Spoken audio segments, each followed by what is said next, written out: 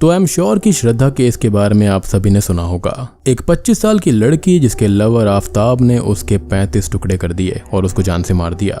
लेकिन ये सब चीज शुरू हुई कैसे और इस अंजाम तक कैसे पहुंच गई, तो इसके बारे में हम आज की वीडियो के अंदर डिटेल में जानने वाले हैं। तो ये सच्ची घटना शुरू होती है 2019 से, जहां पर श्रद्धा वॉकर नाम की एक लड़की एक कॉल सेंटर में काम करती थी मुंबई के अंदर। वो एक काफी अच्छी फैमिली की लाडली बेटी थी और उसकी फैमिली भी उसको बहुत चाहती थी और इसी तरह सब कुछ अच्छा खासा चल रहा था। अब एक दिन एक ऑनलाइन डेटिंग ऐप जिसका नाम बम्बल है, उसकी मुलाकात होती है उसके ऊपर फूड ब्लॉगर आफ्ताब पूनावाला से और उनके बीच दोस्ती हो जाती है। अब जब भी दोनों को टाइम मिलता दोनों बात करते, जोक शेयर करते और एक दूसरे के हार्ड टाइम्स में एक दूसरे को दिलासा देते और इस तरह से ये दोस्ती और गहरी होती जाती है। अब कुछ हफ्ते बीतते हैं और आफ्ताब को श्रद्धा से प्यार हो गया और उसने उसको प्रपोज कर दिया। अब वो भी उसे एक अच्छे दोस्त के रूप में जानती थी और वो दोनों एक अच्छा बॉन्ड शेयर करते थे, तो उसने प्रपोजल को एक्सेप्ट कर लिया। अब यहाँ पर इस केस के अंदर जो भी चीज मैं बता रहा हूँ यहाँ पर वो ऑनलाइन आर्टिकल्स, इंटरव्यूज और खुद आफ्ताब के कन्फेशंस के ऊपर बेस्ड है। Now coming back to the story, वो दोनों अब एक रिलेशनशिप में आ जाते हैं और एक दूसरे से बहुत ज्यादा प्यार करने लगते हैं। धीरे धीरे नजदीकियां बढ़ी और जब श्रद्धा की फैमिली को उनके बारे में पता चला तो ऑब्वियसली उन्होंने ऑब्जेक्शन उठाया और श्रद्धा को आफ्ताब से दूर रहने को कहा, क्योंकि आजकल क्राइम रेट्स काफी ज्यादा है और कोई भी फैमिली किसी के ऊपर ऐसे भरोसा नहीं करती है। यानी कि बिना जांचे परखे किसी के भी साथ में रिलेशनशिप में आना it's not a good thing. And यहाँ पर श्रद्धा की फैमिली ने उसके लिए अच्छा ही सोचा था। अब श्रद्धा यहाँ पर 25 साल की एक इंडिपेंडेंट लड़की थी और उसने अपने फादर और फैमिली से आफ्ताब के बारे में बात करी और कहा कि वो उससे शादी करना चाहती है। लेकिन उसके फादर ने इस बात के लिए साफ साफ इनकार कर दिया एंड उनके भी रीजंस यहाँ पर वैलिड हैं और ये चीज होती भी काफी कॉमन है। आई मीन आप फैमिली को इन सब के बारे में बताओगे तो ऑब्वियस ही बात है कि मोस्ट फैमिलीज मना ही करती हैं। खैर वो आफ्ताब से इतना प्यार करने लगती है कि उसके अपने फादर और घर के सभी मेंबर से झगड़ा शुरू हो जाता है और वो भी इस हद तक कि उसने अपने फादर से ही बात करना छोड़ दिया। और जब वो बार बार भी उसके कहने से नहीं माने तो फाइनली उसने अपने फादर से ये कहा कि वो 25 साल की इंडिपेंडेंट लड़की है और वो अपने फैसले खुद कर सकती है और वो आफ्ताब से ही शादी करेगी। इनफैक्ट न्यूज के अंदर तो ये भी कहा गया था कि ये चीज उसने एक बतौर FIR के तौर पर दी थी ताकि उसे और आफ्ताब को कोई भी तंग ना करे। और सबसे बड़ी बात कि उसके ये झगड़े अपने फादर से अभी के नहीं बल्कि काफी पुराने थे। यानी कि 2014 से ही उसके रिलेशन अपने फादर से उतने सही नहीं थे। यानी कि लड़ाई झगड़े चलते रहते थे और वो अपने तौर तरीकों से ही चलना चाहती थी। उसके पिता उसे सही गलत का फर्क समझाते थे लेकिन उसे ये चीज अच्छी नहीं लगती और उनके बीच लड़ाइयाँ होती जाती। इनफैक्ट उसने अपने कॉलेज वगैरह में ये तक बोल दिया था कि उसके पापा इस दुनिया में नहीं है और उसको अपना घर चलाने के लिए खुद काम करना पड़ता है। और उसके अंदर यही छोटी सी नफरत की जो दरार थी वो काफी थी उसे अपने फैमिली और फादर से दूर रखने के लिए। खैर अब इसके बाद में वो आफ्ताब के साथ मुंबई के अंदर ही लिव इन रिलेशनशिप में रहने लगती है और अब उसने अपने फादर से कांटेक्ट पूरी तरह से खत्म कर दिया था। लेकिन वो उसकी खबर लेते रहते थे सोशल मीडिया के जरिए या फिर उसके दोस्तों की हेल्प से। और यहाँ पर ये पूरी तरह से श्रद्धा की सोच थी कि उसके पिता उसकी बात नहीं सुनते, लेकिन यहाँ पर वो उसकी फिक्र कर रहे थे।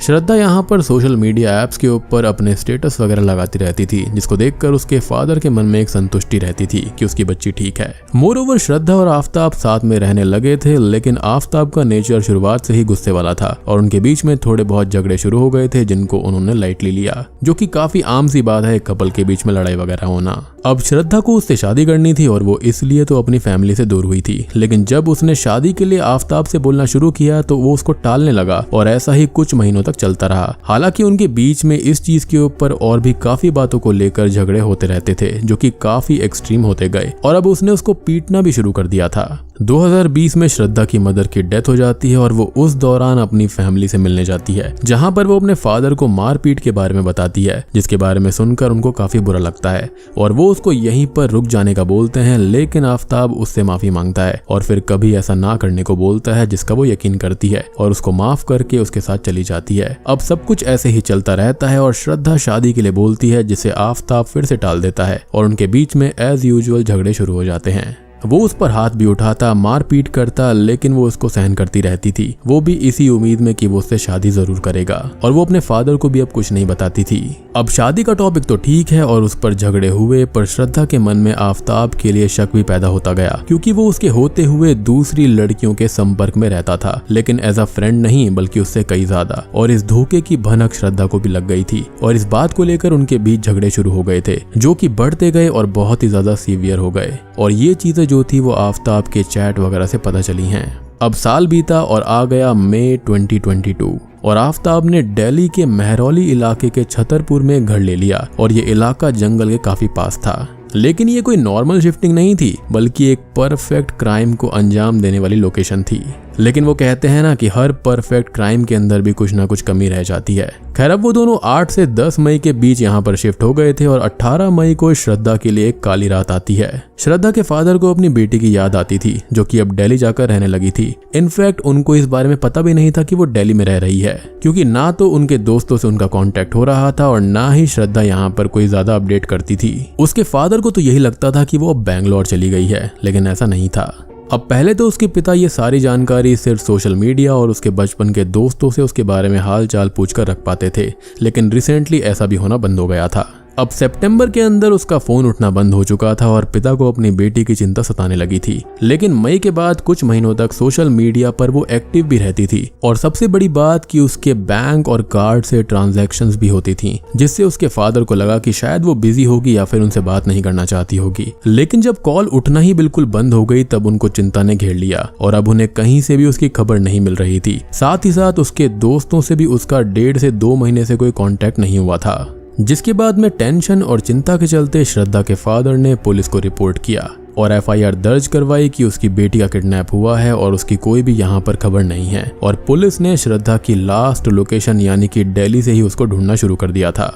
और अब जो दिल्ली पुलिस के सामने आता है वो बहुत ही ज्यादा दिल दहला देने वाला था, क्योंकि श्रद्धा के फादर के अकॉर्डिंग वो सितंबर से कहीं गायब है, लेकिन असल में तो वो बेचारी 18 मई से ही इस दुनिया में नहीं है। तो आफताब ने एक घर लिया दिल्ली के महरौली के छतरपुर में और उसने ये घर अपने गलत इंटेंशंस को पूरा करने के लिए लिया था। और उसने 18 मई को यानी कि दिल्ली शिफ्ट होने के 1 हफ्ते के बाद ही श्रद्धा को पूरी तरह से खत्म कर दिया। आफताब को पुलिस ने श्रद्धा के फादर की FIR पर पूछताछ के लिए बुलाया, जहां पर पहले तो वो बातों को बहुत ही ज्यादा घुमा रहा था, अलग अलग स्टेटमेंट्स दे रहा था और उसने सभी को श्रद्धा के बारे में अलग अलग झूठ बोले। उसने पुलिस से कहा कि उसका श्रद्धा से झगड़ा हुआ था और वो 22 मई को घर से कहीं चली गई अपने किसी नए लवर के साथ रहने के लिए। अब देखो, आफताब ने पूरा खेल सही रचा था। उसने फिजिकल एविडेंस तो मिटा दिया, लेकिन यहाँ पर डिजिटल एविडेंस को वो मिटा नहीं पाया। उसने ये कहा कि श्रद्धा अपने फोन को लेकर गई है और बाकी सारी पर्सनल बिलोंगिंग्स वो यहीं पर छोड़कर चली गई है। लेकिन जब फोन की लोकेशन को चेक करा गया तो लोकेशन यहीं कहीं आसपास की बता रहा था।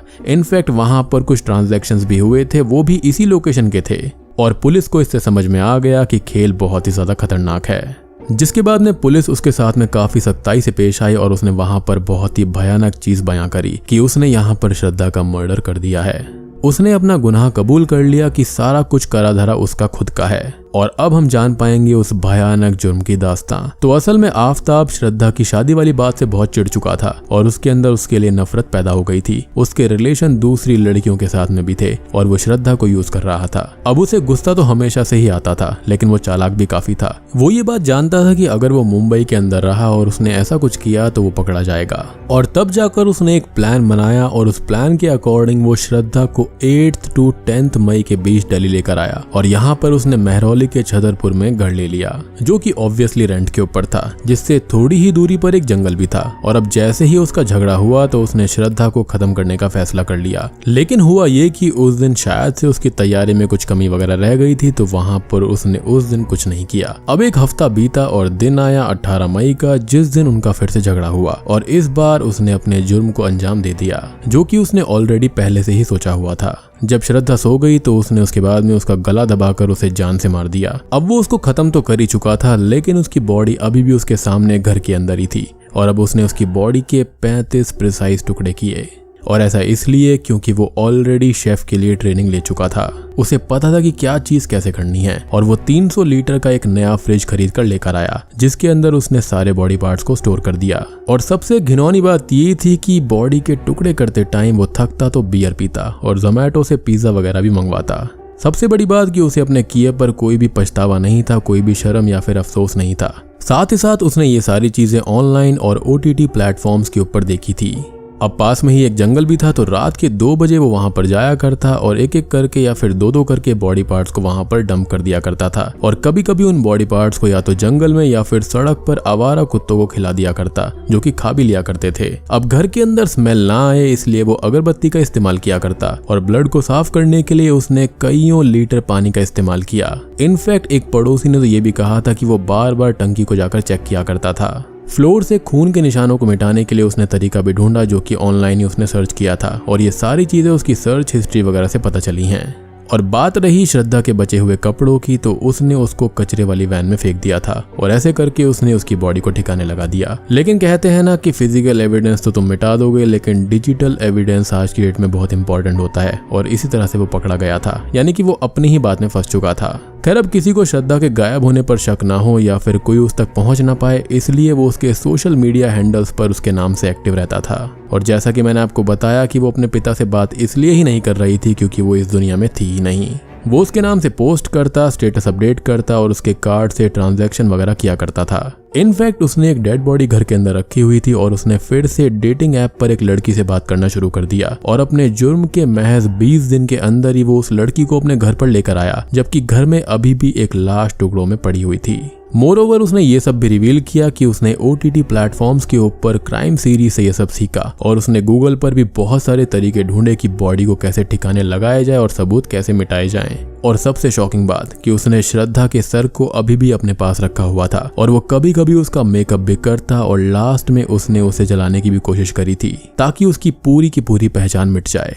खैर, अपने जुर्म के बाद में वो पूरी तरह कॉन्फिडेंस में था कि वो पकड़ा नहीं जाएगा और उसने फिर से डेटिंग ऐप करना शुरू कर दिया और एक कॉल सेंटर में जॉब भी करने लगा। और अगर वो पकड़ा नहीं जाता तो शायद किसी और लड़की को अपना शिकार बना सकता था। खैर, फिलहाल वो पकड़ा जा चुका है और हम कह सकते हैं कि ये monster psycho serial killer was in the making. और मुझे तो ये लगता है कि यहाँ पर अगर फादर प्रोएक्टिव नहीं होते श्रद्धा के या फिर पुलिस प्रोएक्टिव नहीं रहती तो पक्का वो यहाँ पर पकड़ा भी नहीं जाता। इनफैक्ट जेफरी डामर वाले केस के अंदर पुलिस ने बहुत ज्यादा लापरवाही करी थी। खैर, पुलिस आफ्ताब को साथ लेकर उस जंगल में छानबीन भी कर रही है जहाँ पर अभी तक 14 बॉडी पार्ट्स रिकवर हो चुके हैं। बात रही बाकी के पार्ट्स की, तो यहाँ पर तलाश तो जारी है, लेकिन मुझे लगता है कि वो शायद कभी मिल नहीं पाएंगे क्योंकि यहाँ पर डॉग्स और जंगली एनिमल्स ने उनको खा लिया होगा। इनफैक्ट सबसे पहले उसने लीवर और इंटेस्टाइन्स को ही यहाँ पर डंप किया था। उसने उनको अच्छे से काटा और पीसेस में कन्वर्ट करके उनको डंप कर दिया। जैसे कि मैंने आपको बताया कि वो एक ट्रेंड शेफ भी था, तो उसको पता था कि किस चीज को कैसे कट करना है। अब पुलिस उसके फोन को भी ढूंढ रही है जिसको आफ्ताब ने कहीं फेंक दिया था और उसने अपना पुराना फोन भी ऑनलाइन बेच दिया था, एज उसके अंदर उसके खिलाफ काफी सबूत मिल सकते थे जिसे अभी पुलिस रिकवर करने में लगी हुई है। अभी फिलहाल आफ्ताब पुलिस की गिरफ्त में है और उसका फैसला बड़े जल्दी ही होने वाला है एंड आई होप कि इसमें बिल्कुल भी डिले ना हो। इनफैक्ट श्रद्धा के फादर ने तो डेथ सेंटेंस मांगा है उसके लिए। बात रही आफ्ताब की फैमिली की या फिर इन सब चीजों की, तो उसने तो यही कहा है कि इसके अंदर उनका कोई हाथ नहीं है, जो कुछ भी किया है उसने खुद किया है। लेकिन मुझे पर्सनली ऐसा लगता है कि इसके अंदर अभी कई असली ऐसे पत्ते हैं जो कि खुलने बाकी हैं। और दोस्तों, इनफैक्ट एक लेटेस्ट न्यूज ये आ रही है कि जो आफ्ताब का परिवार है ना, वो सारे जगह से गायब हो चुका है, यानी कि वो पिछले 15 दिन से वहां पर है ही नहीं। तो भैया देखो, ऐसी बहुत सारी चीजें हैं जो कि अभी भी सामने आनी बाकी हैं और जैसे जैसे यहाँ पर और अपडेट आती रहेगी मैं आपको यहाँ पर और भी चीजें बताता रहूंगा। तो जल्दी से जल्दी सब्सक्राइब कर लीजिए चैनल को और नोटिफिकेशन को ऑन कर देना ताकि सारी अपडेट्स आप तक आती रहेंगी, क्योंकि यहाँ पर अभी काफी सारी ऐसे कन्फेशंस, पुलिस इन्वेस्टिगेशन या फिर कोर्ट की वर्डिक्ट बाकी है। और मुझे ऐसा लगता है कि आफ्ताब अभी काफी सारी चीजें बताएगा कि उस रात एग्जैक्टली उसने क्या किया, कैसे किया और क्या सिनेरियो था। इनफैक्ट यहाँ पर नार्को टेस्ट के लिए भी पुलिस ने अप्लाई किया हुआ है, जिसके बाद यहाँ पर और भी सारी चीजें खुल पाएंगी और हो सकता है कि उसने पहले भी ऐसा कुछ किया होगा, हमें कुछ पता नहीं है। क्योंकि इतना प्रिसाइजली ये सब कुछ करना, पूरी प्लानिंग के साथ में करना, मुझे ऐसा लगता है कि शायद से पहले ऐसा कुछ किया होगा। बाकी मैं तो यही कह सकता हूँ कि श्रद्धा की आत्मा को शांति मिले और उसकी फैमिली को शक्ति दे। तो देखो, यहाँ पर अंदर की बातें चाहे कुछ भी हो, लेकिन आप किसी की जान नहीं ले सकते और ये हक आपको कोई भी नहीं देता, इनफैक्ट भगवान भी नहीं। और देखो, पर्सनली मेरे हिसाब से इस केस के अंदर श्रद्धा के पास काफी सारे रेड फ्लैग्स यहाँ पर थे। जैसे ही यहाँ पर फिजिकल वायलेंस वगैरह शुरू हुआ था, उसको तभी आफ्ताब को छोड़ देना चाहिए था, लेकिन पता नहीं क्यों उसने ऐसा नहीं किया और देखो अल्टीमेट प्राइस उसने यहाँ पर चुकाया है। वो आज इस दुनिया में हमारे साथ नहीं है, जो कि किसी भी फैमिली के लिए बहुत ही ज्यादा बड़ी बात है और बहुत दुख की बात है। और देखो, ये तो वो केस हैं जो कि सामने आ जाते हैं। इनफैक्ट कई केस तो ऐसे भी होते होंगे जो कि सामने आते ही नहीं होंगे। बाकी आप लोग मुझे कमेंट सेक्शन के अंदर बताना कि आफताब जैसे लोगों के बारे में आप क्या सोचते हो। ऐसे साइको किलर्स की जो थिंकिंग होती है वो होती क्या होगी। तो दोस्तों ये थी इस केस की फिलहाल जो कुछ चल रही है वो सारी अपडेट्स। उम्मीद करता हूँ कि आपको कुछ इन्फॉर्मेशन मिली होगी और आपको वीडियो पसंद आई होगी। बाकी आप लोग इस केस के बारे में क्या सोचते हो, अपनी राय कमेंट सेक्शन के अंदर जरूर बताइएगा। और चैनल के ऊपर नए हैं तो ऐसे ही अपडेट्स के लिए जल्दी से सब्सक्राइब कर लीजिए, वीडियो को लाइक कर देना, कमेंट करके बताना और मैं आप सबको मिलूंगा अगली वीडियो के साथ में। तब तक के लिए